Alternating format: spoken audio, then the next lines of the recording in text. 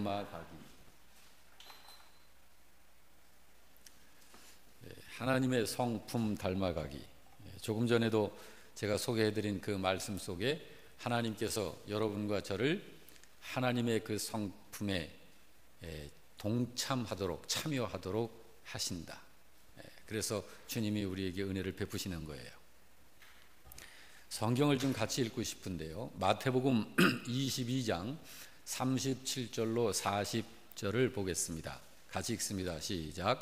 예수께서 이르시되 내 마음을 다하고 목숨을 다하고 뜻을 다하여 주 너의 하나님을 사랑하라 하셨으니 이것이 크고 첫째 되는 계명이요 둘째도 그와 같으니 내 이웃을 내 자신같이 사랑하라 하셨으니 이 두 계명이 온 율법과 선지자의 강령이다 했습니다. 자, 이제 하나님의 성품을 우리들이 이제 알고 닮아가기 위해서 오늘 이 공부를 하는 건데요, 예수님이 이 말씀을 하신 이유가 있지 않을까요? 지금 읽은 이 말씀, 너의 마음을 다해라, 목숨을 다해라, 뜻을 다해라, 그렇게 해서 너의 하나님을 사랑하라는 거예요. 그럼 나의 목숨을 다해서 사랑하라는 건 뭐예요? 나 자신보다 하나님을 더 사랑해야 된다라는 거예요. 하나님을 위해서라면 나를 버리라는 거예요. 이것이 크고 첫째 되는 계명이다. 그리고 둘째가 있는데 첫 번째 것과 다른 게 아니다. 같은 것이다. 크기가, 중요성이. 그러면서 말씀하시는 것이 내 이웃을 내 자신같이 사랑하라. 그래서 하나님을 그렇게 사랑하고 이웃을 그렇게 사랑하는 것이 온 율법과 선지자의 강령이다. 자, 이 말씀을 예수님께서 하신 이유는 생각하시면서 들으세요. 그리고 사랑방 인도자님들은 이따가 사랑방 인도자님들 제가 별도로 말씀을 드리겠습니다. 예수님께서 이 말씀을 하신 이유가 뭘까? 그것은 하나님 나라의 사람들의 사람됨의 수준이 그러하다라는 거예요. 하나님 나라 사람들의 수준이 그렇다는 거예요. 자, 굉장한 수준이죠. 그럼 한번 생각을 해보시죠. 예수님께서 이렇게 사랑을 이야기하시고 요구를 하셨는데, 자, 이런 사랑이 이 세상을 사는 사람으로서 실현 가능할까? 자, 한번 생각해 보세요. 이런 사랑이 우리 각자 자기 자신을 한번 생각해 보시면 돼요. 여러분, 이런 사랑이 여러분에게 실현 가능한가요? 저 자신은 가능하지 않습니다. 저 자신에게는 이런 사랑이 가능하지 않아요. 그런데 왜 예수님께서 이런 사랑을 하라고 하시는 걸까요? 이거 천사들한테 이야기하신 것도 아니고 주님의 교회, 주님을 믿는다고 하는 신자들에게, 제자들에게 하신 말씀인데 왜 가능하지도 않은 이런 이야기를 하시는 걸까? 예수님께서 이 말씀을 하신 이유는 알라는 거예요. 무엇을? 너를 알라는 거예요. 인간 스스로는 이런 사람의 수준으로 됨이, 또 이런 사랑을 할 수 있음이 불가능하다라는 거예요.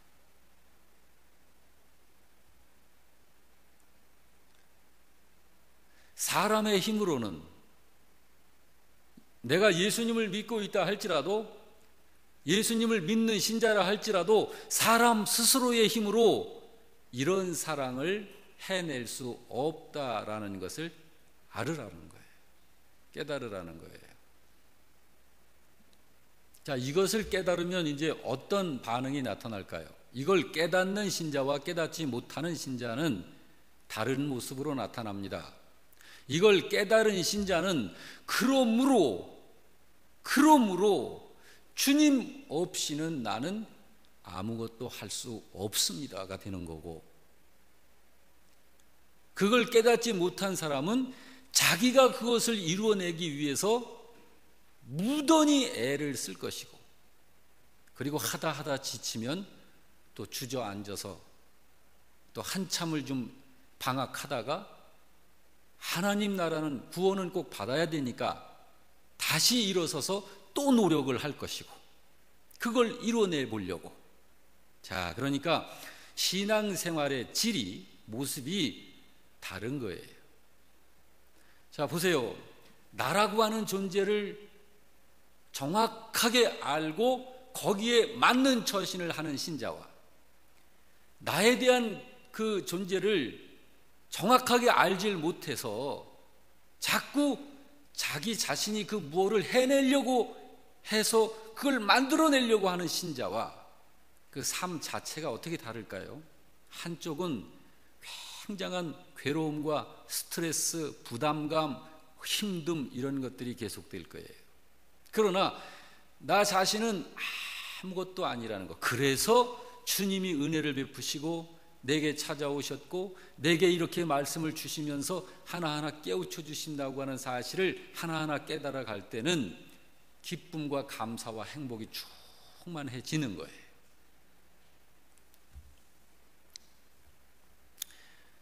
자, 예수님께서 사랑을 이야기하실 적에, 여러분 사랑은 하나님의 속성이잖아요. 하나님은 사랑이시라. 그런데 예수님께서 이런 수준의 사랑을 요구하신 이유가 뭔지를 요한복음 15장 13절의 말씀을 통해서 비교를 하면서 우리가 한번 살펴볼 필요가 있습니다. 자, 요한복음 15장 13절을 같이 읽어볼까요? 거기 있습니까? 화면에 떠요? 그래요. 자, 성경을 한번 찾아보세요. 성경을 찾아보시기 바랍니다. 요한복음 15장 13절입니다.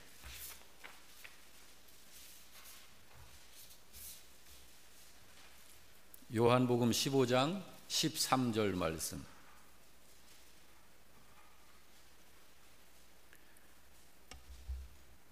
자, 같이 읽어봅니다. 시작. 사람이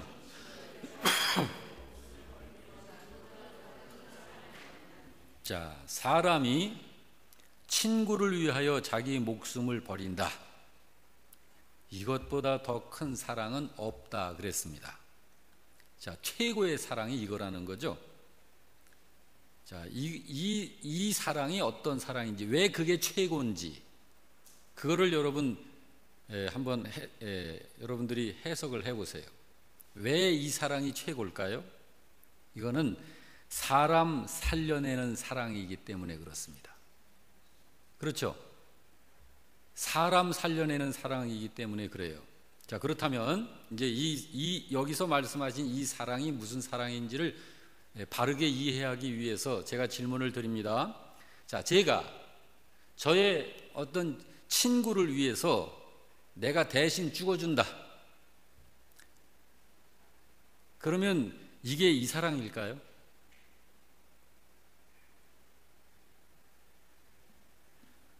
그 사랑하고는 다른 거예요. 그 사랑이 아니에요.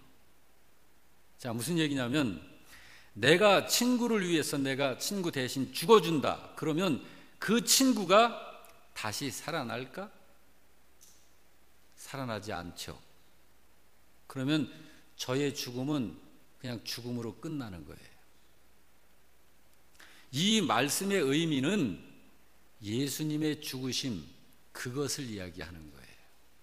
예수님의 십자가에 죽으신 바로 그 사랑만이 사람을 살려내는 사랑이다. 그거 이야기하신 거예요.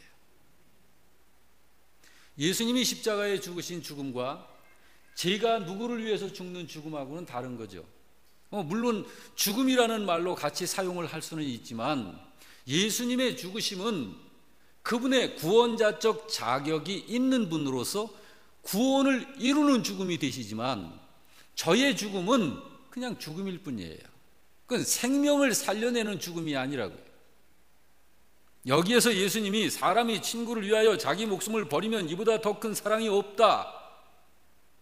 이 말씀을 하신 것은 예수님께서 조금 전에 말씀하신 마태복음 22장 37절에서 40절 목숨을 다하고 뜻을 다하고 하나님을 사랑하는 이 사랑, 그런데 그와 같이 똑같은 이웃을 그렇게 사랑하는 그 사랑이 무엇이냐라고 할 적에 이거는 인간에게서 나오는 것이 아니다. 바로 오직 하나님에게서만 나오는 사랑이다. 그걸 이야기하신 거예요.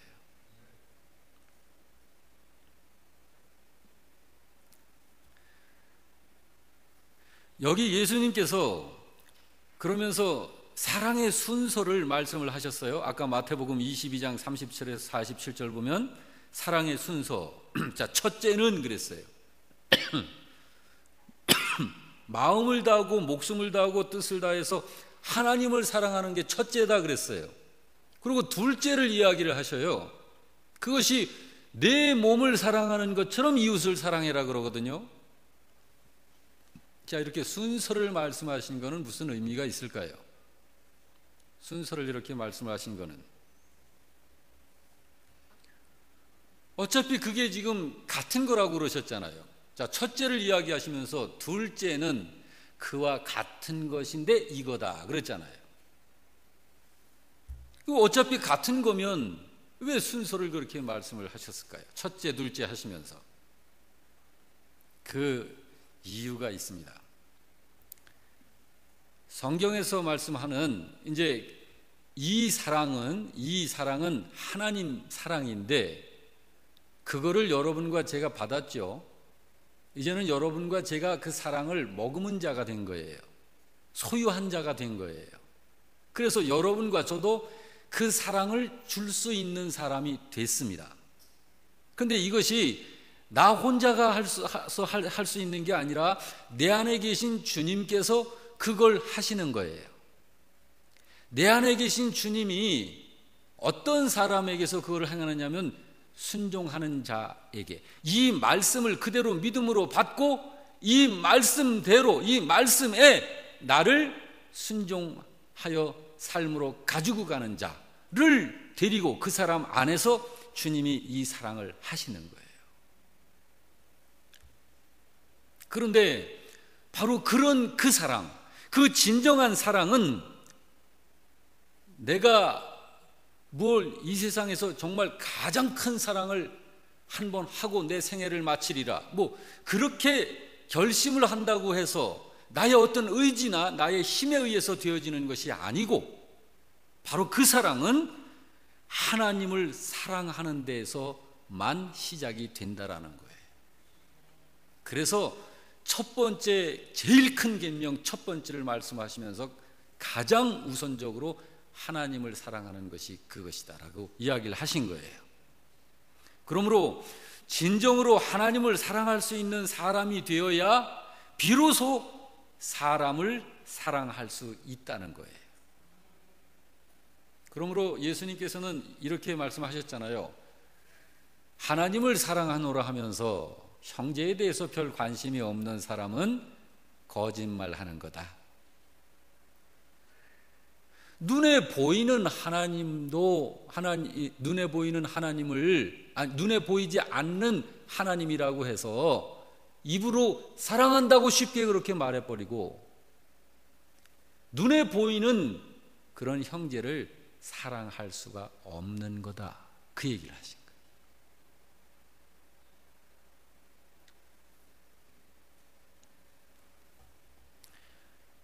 자, 이것을 주님이 여기서 말씀을 하신 거예요. 그리고 이제 우리들이 자, 그러면 하나님을 사랑하는 것이 최우선이에요. 그래야 사랑을 할 수가 있어요, 우리가 겨우. 그러면 진정으로 하나님을 사랑하는 게 어떤 걸까 하는 거예요.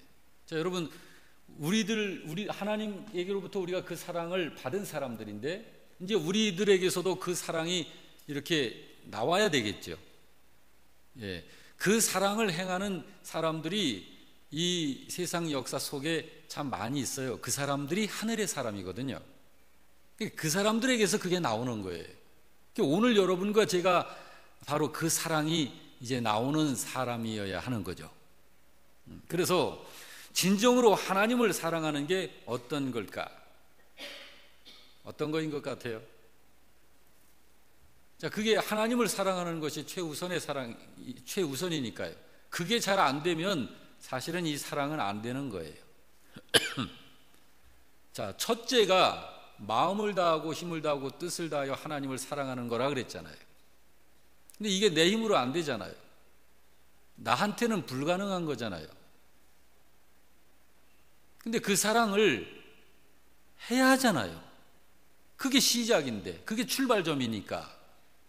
그거 출발부터 안 되는데 어떻게 그 사랑이 되겠느냐는 거죠. 그러니까 자, 하나님을 진정으로 이제 사랑해야 되는데 어떤 게 하나님을 사랑하는 거냐 하는 거예요. 성경에서 그것을 말씀을 합니다. 너희가 나를 사랑하느냐? 나를 사랑하는 자는 나의 계명을 지키느니라. 나의 계명을 지키는 자라야 나를 사랑하는 거야. 하나님이 그걸 말씀하셨어요. 자, 그러면 하나님을 우리가 진정으로 사랑하는 게 뭐예요? 실제로 계명 지키는 거예요. 하나님 말씀에 순종하는 거라고요. 그게 하나님 사랑하는 거예요. 뭐 하나님 뭐 귀요미 뭐 첫째 뭐쩌고 하면서 하는 그게 사랑이 아니고, 하나님 말씀을 믿고 수납하여 순종하는 게 하나님을 사랑하는 거예요. 자, 그 하나님이 주신 계명을 지키는 것, 그 하나님이 주신 계명을 지킨다라고 하는 게 뭘까요? 그분의 뜻을 이루는 거죠. 그게 하나님을 사랑하는 실제인 것입니다. 여러분, 이제 여기서 한 걸음 좀 더 나가서, 그러면 나는, 자, 사람은 언제 하나님을 사랑하게 되나? 하나님을 언제 사랑하게 될까? 물론 지금도 마음으로는 하나님 사랑하는 마음, 그 감정으로 가득 차 있죠. 근데 이제 이게 실제가 돼야 되잖아요, 실제가. 그래서 언제 하나님을 사랑할 수 있게 되는가 하는 거예요. 맘만 먹으면 됩니까? 결심하고 어금니 딱 깨물고 그저 하면 됩니까? 그거는 그런 방식으로 안 돼요. 그것은 하나님의 은혜를 알 때 되는 거예요. 하나님의 은혜를 알 때. 그래서 하나님의 은혜를 깨달아 알면은요, 확 바뀌어 버리는 거예요. 세상이 전에 봤던 세상이 아니야. 확 바뀌는 거예요. 전부 하나님이 나한테 주신 것 같아. 이 영적 기쁨이 그렇게 커지는 거예요. 그렇게 충만해지는 거예요. 온 세상이 새롭게 보이고 달라 보이는 거예요. 하나님의 은혜를 알아야 하나님을 사랑하게 됩니다. 여러분, 보통 이렇게 이야기하죠. 사람들이 보통 시험 들 때가 언제일까라고 할 때 한마디로 언제 그렇게 시험 든다고요? 은혜가 떨어지면 시험 든다. 그런 말 하죠. 여러분, 그 은혜가 그렇게 중요한 거예요.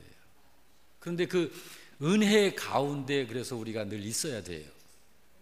그래서 성경에서는 하나님의 사랑과 예수 그리스도의 은혜 가운데서 깊어지라. 그러면 하나님의 그 은혜 가운데 거하는 거, 그 거하고 싶잖아요. 하나님의 은혜 가운데 거하는 건 누가 해주는 건가요? 아니면 내가 거기 머무르는 건가요? 물론 하나님의 은혜로 밖에 안 돼요. 우리 스스로는 아무것도 할 수 없어요. 우리는 그런 존재인데, 자, 이제 여러분과 제가 하나님의 그 인도하심과 이끌어 주심 다 그렇게 하시면서 우리로 이렇게 지도하시고 이끌어 주시잖아요. 그러니까 그러한 여러분과 저가 늘 은혜 가운데 거기에 이렇게 머물러 있으려면 이건 누구 책임인가 하는 거예요. 누구 책임일까요? 만약에 어떤 사람이 저한테 공치사를 한다. 목사님은 뭐 그냥 굉장하고 뭐 조금 막 이렇게, 그러면 기분이 좋죠. 그러면 제가 은혜 가운데 거할까요? 그래서 거하지는 거 아니에요. 그럼 반대로 저를 그렇게 헐뜯고 막 모함을 하고 없는 말 하고 막 그러면서 막 그냥 끌어내린다. 그러면 제가 은혜 가운데 거할까요? 그런 것과 상관없이, 칭찬이 있든지 비난이 있든지 상관없이 저는 저 자신을 은혜 가운데만 세워 저를 유지할 거예요. 우리 신자들 각자는 그렇게 해야 하는 거예요. 여러분, 선악과를 따먹은 하와, 그건 누구 책임인가요? 마귀 책임인가요? 하와 책임인가요? 왜 그걸 따먹었어요? 하와가 그걸 따먹을 걸 스스로 결정하고 먹은 거예요. 마귀는요, 그걸 따먹도록 하려는 목적을 두고 계속 유혹을 한 것이고요. 자, 유혹에 넘어갈 거냐 말 거냐, 이건 누가 결정하는 거예요? 본인이 결정하는 거예요. 그런데 영리하고 상당히 똑똑한 그런 젊은이들은 그렇게 말해요. 목사님, 하나님에게도 공동 책임이 있어요. 선악과를 왜 만들었대요? 그래요.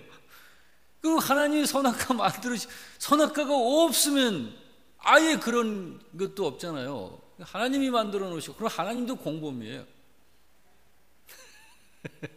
요거는 어디서 나오는 거냐면, 요것이 사단이 주는 생각이에요. 그 죄성에서 그게 고개를 쳐들고 나오는 거예요. 여러분, 가롯 유다가 예수님을 왜 팔았어요? 성경을 잘 읽어보세요.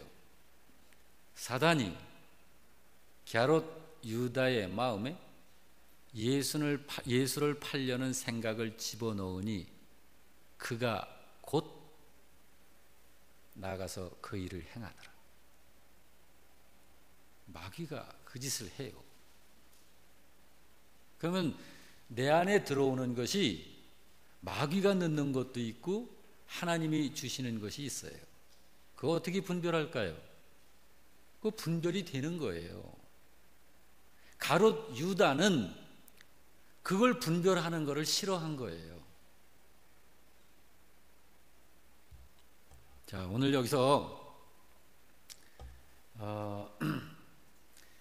사람은 언제 하나님을 사랑하게 되나? 마음만 먹으면 되는 게 아니에요. 하나님의 은혜 가운데 거할 때, 늘 그 은혜 중에 있을 때 하나님을 지속적으로 사랑하게 되는 거예요. 은혜가 그러면은 은혜의 자리에서 내가 나가 있으면 그게 이제 하나님 사랑을 중단한 거예요. 그게 그러니까 누구 책임이다? 누구 책임이다? 각자 자기 책임이에요. 각자 자기 책임. 그냥 우리나라의 훌륭한 어느 목사님이 잘못 설교해서 내가 그렇다, 그렇게 생각할 거 없어요. 각자 자기 책임이에요. 교회는 그러므로 바른 복음을 선포할 그런 책임이 있죠. 교회는 바른 복음을 선포하기 위해서 교회의 최고 리더는 무릎을 항상 십자가 앞에서 꿇어야 되는 거예요. 요즘에 왜 이 나라가 그렇게 그 아드님들한테 교회 물려주려고 애를 쓸까요? 최고 그 이유가 뭐라고 생각하세요? 저 시골 산골의 개척교회 목사님은 아들이 그 교회 물려받겠다고 해도 말려요. 그런데 저 도시의 대형 교회 목사님들은 아들이 싫대도 갖다가 자꾸 거기다 세워요. 왜 그럴까요? 무엇 때문에? 그래서 그런 거예요. 그게 주님 뜻일까요? 아니잖아요. 그렇게 분명하게 알 수 있는 거예요. 자, 여러분 다시 한번 생각해 봅시다. 사람은 언제 하나님의 뜻에 순종하게 되죠? 그렇죠. 하나님이 내게 베푸신 그 은혜, 자, 내게 베풀었다고 해서 나 개인한테만 특별히 뭘 베풀었다, 그렇게 이해하시면 안 돼요. 하나님이 내게 베푸셨다라는 것은 하나님의 은혜를 나 개인이 개인적으로 적용을 분명하게 해야 하나님과의 관계가 건강해지니까 그렇게 표현을 하는 거고, 하나님이 내게 은혜를 베푸셨다라는 것은 모든 교회에게 동일하게 베푸신 은혜입니다. 그걸 얘기하는 거예요. 그거를 깨달을 때, 그걸 깨달아 알고 있을 때, 그때 그 하나님께 내가 순종하게 되는 거예요. 자, 하나님께 순종한다라는 건 성경에 순종하는 걸 말하는 거예요. 그것이 하나님의 뜻을 이루는 삶이라고 하는 거고요. 자, 이제 로마서 13장 9절에서 10절을 좀 보겠습니다. 자, 로마서 13장 9절에서 10절 같이 읽습니다. 시작. 간음하지 말라, 살인하지 말라, 도둑질하지 말라, 탐내지 말라 한 것과 그 외에 다른 계명이 있을지라도 내 이웃을 내 자신과 같이 사랑하라 하신 그 말씀 가운데 다 들었다. 사랑은 이웃에게 악을 행하지 아니하나니 그러므로 사랑은 율법의 완성이다 그랬어요. 자, 여러분, 계명이 한두 가지가 아니잖아요.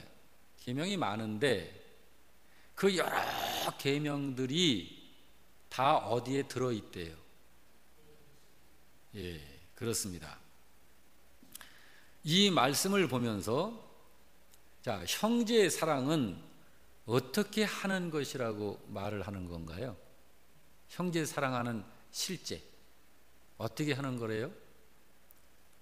그에게 절대로 악을 행하지 않는 거래요. 둘째, 자 9절 말씀부터 봅니다. 자, 형제는 남자만 얘기하는 거 아니에요. 자, 우리 이웃에게 뭐 하지 말라? 간음하지 말래요. 그게 이웃을 사랑하는 실제예요. 또 둘째, 그를 죽이지 말래요. 셋째, 도둑질하지 말래. 또 넷째, 그것 외에 다른 계명들이 쭉 있잖아요. 그런 거 하지 말래요. 그런 걸 하지 말고 정말 이웃을 사랑하라는 거예요. 좋아하라는 거예요. 어느 정도로? 내가 나를 좋아하는 것처럼. 그렇게 하면 그 모든 계명들이 그 안에 다 들어와 있는 거라는 거예요. 자, 그러면서 10절을 보세요. 사랑은 그 이웃에게 악을 행하지 아니하는 것이다. 그러므로 사랑은 율법의 완성이다 그랬어요. 자, 이 말씀 속에서 우리가 이제 보자고요. 그러면 이것도 안 하고 저것도 안 하고 저거 그거 안 하는 거. 자, 그것이 사랑에서 그렇게 나오는 건데 그게 사랑이다. 그것은 아니에요. 요거는 소극적인 사랑이에요. 적극적인 사랑은 뭘까요? 바로 그들에게 악을 행하지 않는 것에서 그치는 게 아니라 그를 위하여 무엇을 하는 거라는 거예요. 선을 행하는 것. 그것이 적극적인 사랑입니다. 그래서 우리가 사랑을 하는 방법은, 이웃을 사랑하는 방법은 그렇게 하는 거예요. 자, 그러면 여러분 그렇게 우리 살고 있죠? 그렇게 살고 있죠? 그렇게 살고 있습니다. 그런데 우리 영락교회는 이것을 다른 교회보다 그래도 성적이 좋아요. 이런 사랑을 잘 하는데, 우리 영락교회 그 김장김치 맛있는 이유가 뭔지 아시죠?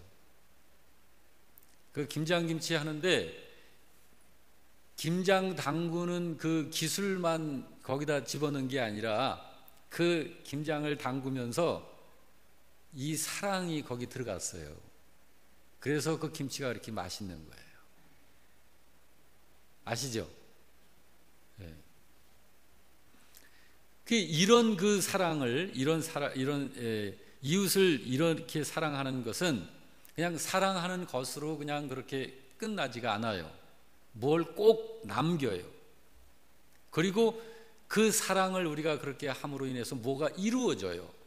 남고 이루어지는 게 있어요. 그게 뭘까요? 남는 게 뭘까요? 남는 게 뭐냐면 바로 하나님을 사랑하는 사람이라는 증거가 세상에 남겨지는 거예요. 성경이 그것을 이야기했잖아요. 너희가 형제를 그렇게 사랑하면 바로 하나님을 사랑하는 사람인 줄 아느니라. 예. 그리고 무엇이 이루어지느냐 하면요, 여기서도 말씀을 하고 있듯이 율법을 이루어내는 거예요. 여기 율법이라는 것은 하나님의 말씀, 하나님의 뜻, 그것을 성취해내게 된다, 그거 얘기하는 거예요. 자, 이제 이렇게 말씀을 드렸는데, 자, 이 말씀에서 진정한 사랑이 뭔가, 이거를 한번 마음속에 생각을 해보죠. 이제 진정한 사랑이란 뭐라고 내가 말을 좀 표현을 해볼 수 있을까? 진정한 사랑이란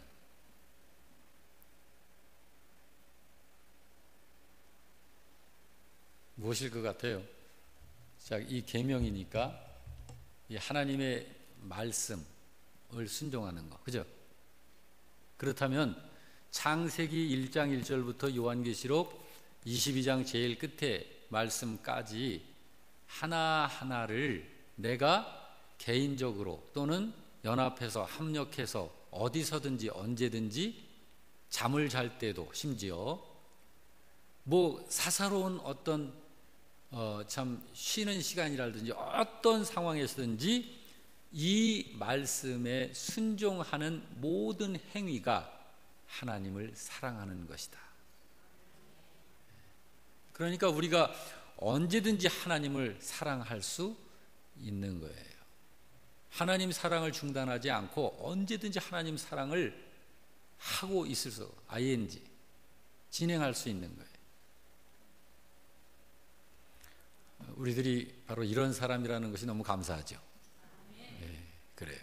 자, 이제 참고로 로마서 12장 20절 말씀 띄워주세요. 자, 여기 떴는데 한번 같이 읽어볼까요? 시작. 내 원수가 줄이거든 먹이고 목마르거든 마시게 하라. 그리함으로 내가 여러분, 사랑과 용서는 다른 거예요. 사랑은 대상이 제한이 없어요. 원수, 나를 죽이는 자라도 사랑하라 그래요, 성경에서는. 그런데 용서는 원수를 용서하는 건 아니에요. 우리가 용서해야 할 사람은 제한이, 예수님께서 그거 알려주셨어요. 누가복음에 말씀되어져 있는 것 같은데요. 한번 찾아볼까요? 누가복음 17장.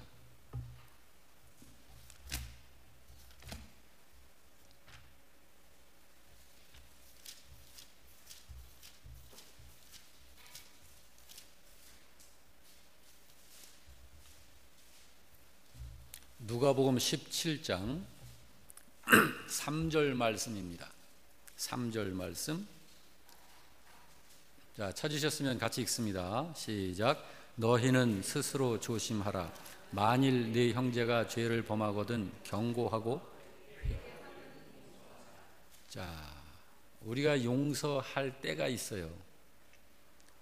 이제 어떤 문제가 발생이 되면 그 사람하고 나하고 단둘이만의 문제는 아니에요. 우리에게는, 우리 이마에는 항상 뭐가 있기 때문에,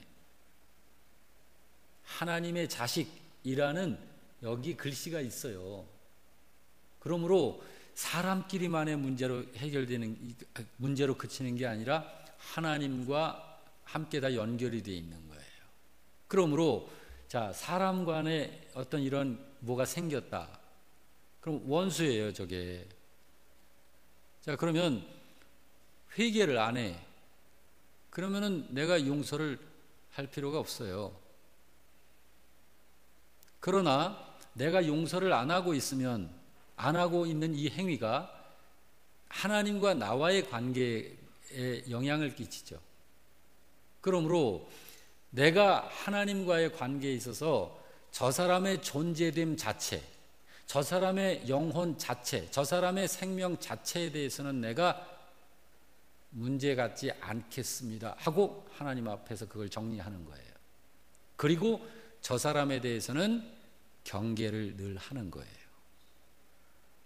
그러나 그가 잘못을 하나님의 말씀에 근거해서 충분히 깨닫고 그렇게 하고 와서 회개하면 용납을 해주는 거예요. 그리고 사랑할 수 있는 거예요. 용서해 줄 수 있는 거예요. 그러나 회개하지 않는다. 그러면 그 사람이라도 사랑은 하는 거예요. 자, 사랑이라고 하는 게 좋아하고 막 그러는 게 물론 그것도 그렇지만 사랑은 뭐라 그랬죠? 하나님의 계명을 내 자신에게 철저히 적용시키는 거예요. 적용시키는 행위, 삶.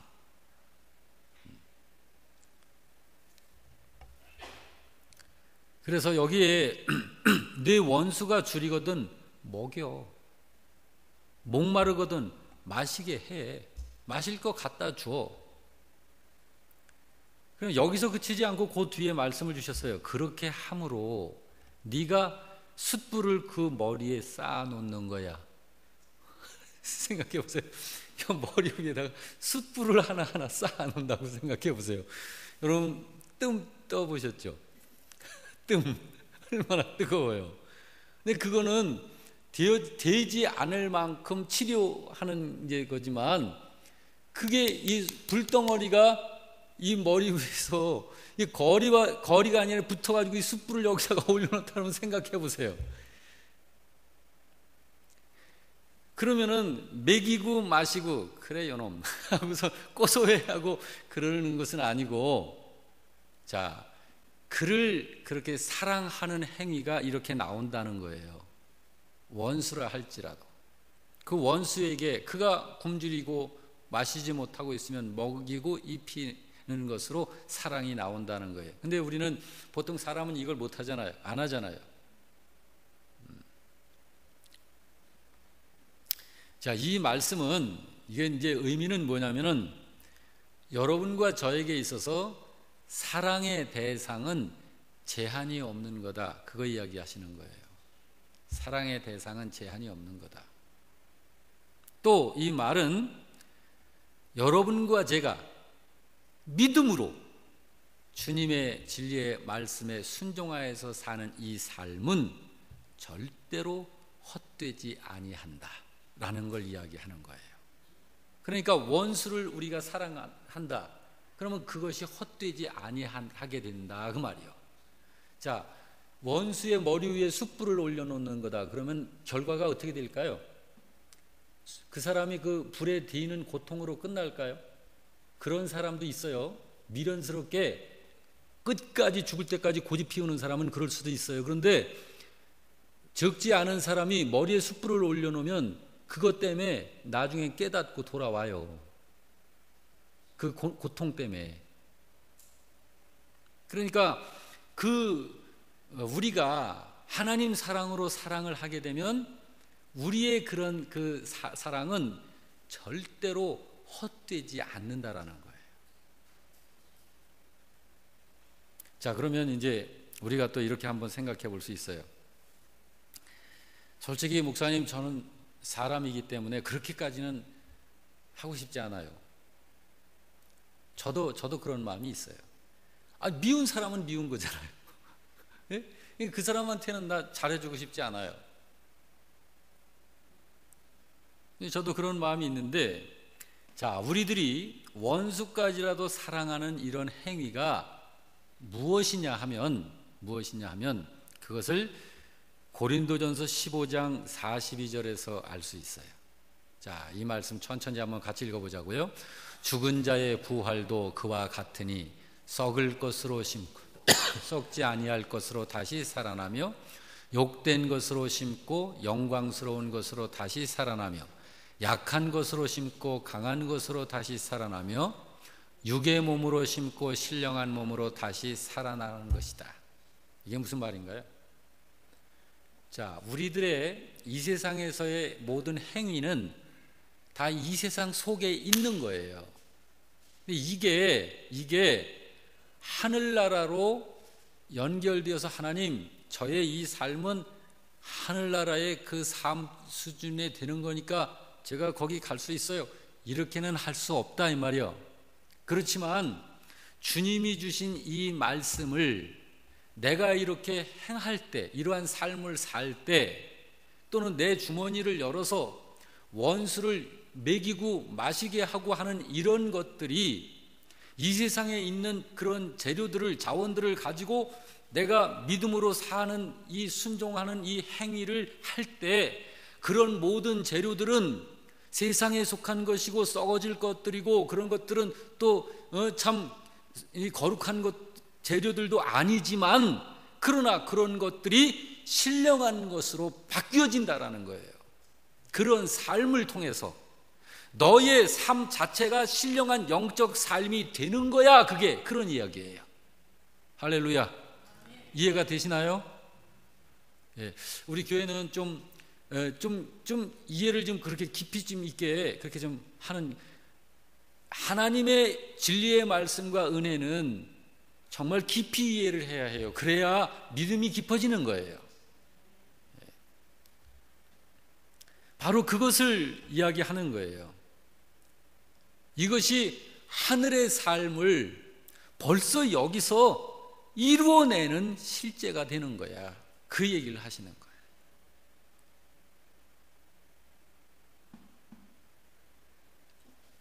아마 여러분 중에는 굉장하신 분들이 계셔요.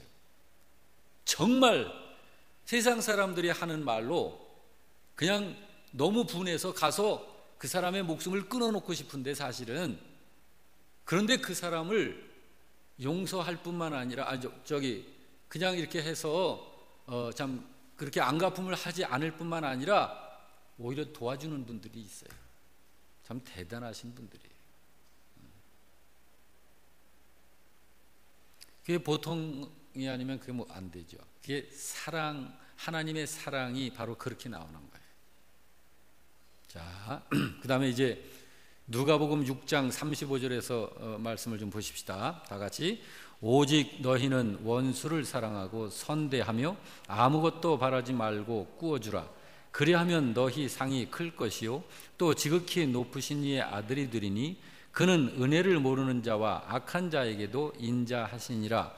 너의 아버지의 자비로우심 같이 너희도 자비로운 자가 되라. 라고 성경 누가복음에 예수님이 말씀하셨어요. 자, 이 말씀을 보면서 그 진정한 사랑이 남기는 게 있죠. 뭘 남긴다는 거예요? 오직 너희는 원수 사랑하고 선대하며 아무것도 바라지 말고 꾸어주라. 그리하면 너희 상이 클 것이요 또 지극히 높으신 이의 아들이 되리니 이는 은혜를 모르는 자와 악한 자에게도 인자하시느니라. 내 아버지의 자비로우심 같이 너희도 자비로운 자가 되라.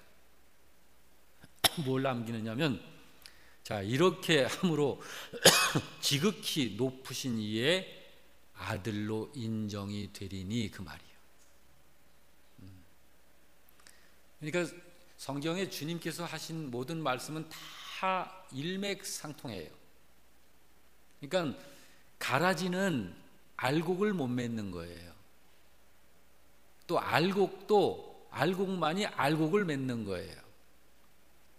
그러니까 이 말씀이 그거예요. 원수를 사랑하고 선대하며 아무것도 바라지 말고 꾸어주는 이런 것. 이게 지극히 높으신 분이 우리에게, 세상에게 행하시는 것이 이것 아니냐라는 거죠. 너희도 아버지를 닮은 자가 되어 그렇게 해라 라고 하는 거죠. 그러니까 이러한 행위는 하나님이 하시는 그 행위를 나의 삶으로 나타내는 거예요.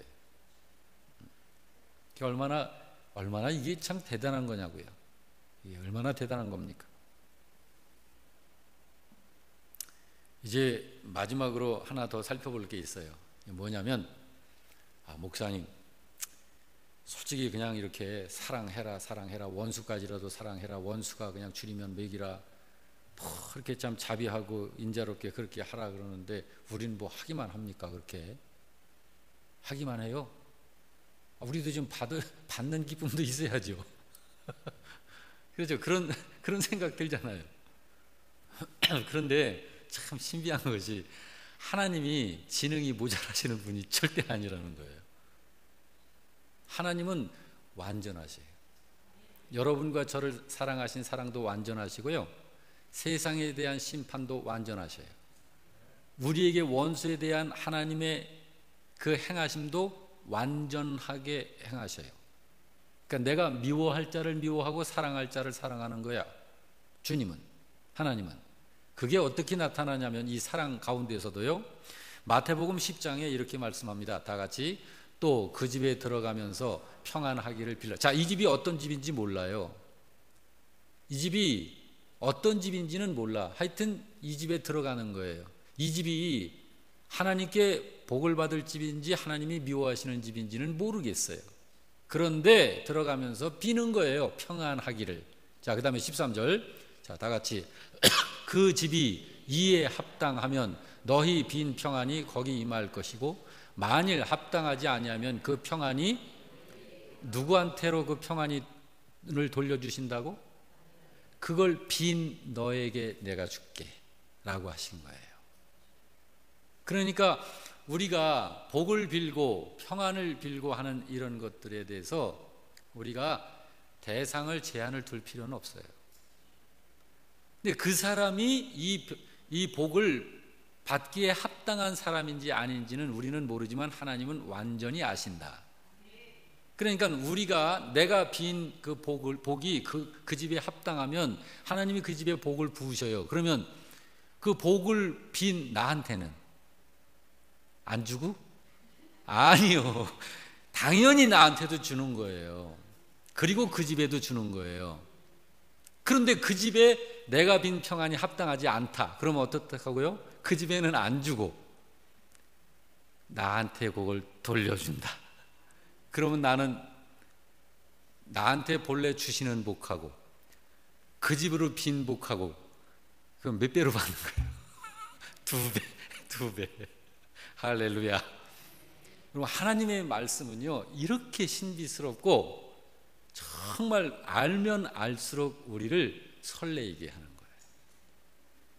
자, 오늘 공부는 여기서 마칩니다. 여러분, 오늘 공부를 통해서 혹시 깨달은 바가 있나요? 예, 또 이렇게 은혜를 아마 함께 이렇게 받은 줄로 믿습니다. 우리는 그런 사람이. 우리 옆에 분에게 난 이런 사람이야 라고 이야기해 봅시다. 시작. 제가 청년 때 친구를 통해서 그 친구의 친구를 소개를 받았는데 인사를 하는데 그러는 거야. 나 이 정도입니다. 그러는 거예요. 나 이 정도입니다. 그래서 깜짝 놀랐어요. 이 사람이 뭔데 이 정도라는 거야. 나중에 알고 보니까 이름이 이 정도예요.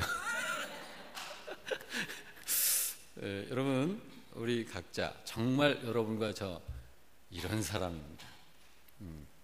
우리는 대단한 사람이에요. 자, 오늘 말씀 생각해 가면서 우리를 이런 사람 만드신 하나님께 감사기도 드리십시다. 우리 다 같이 한번